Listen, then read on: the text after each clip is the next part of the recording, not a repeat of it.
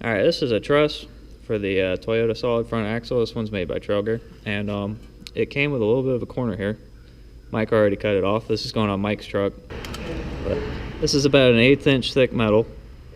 We're also putting that on later. I'll put a link to that in the description. That's diff armor by Marlin Crawler.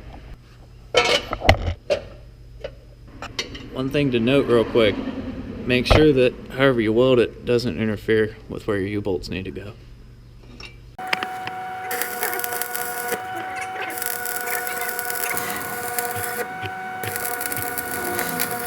Now, Mike's about to cut some pieces to fill in this gap here on the end. There's a piece that he cut. Kevin's gonna weld it in.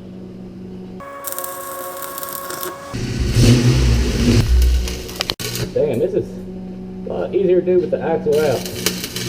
I guarantee you. We're gonna jack these leaves up to get them away from it.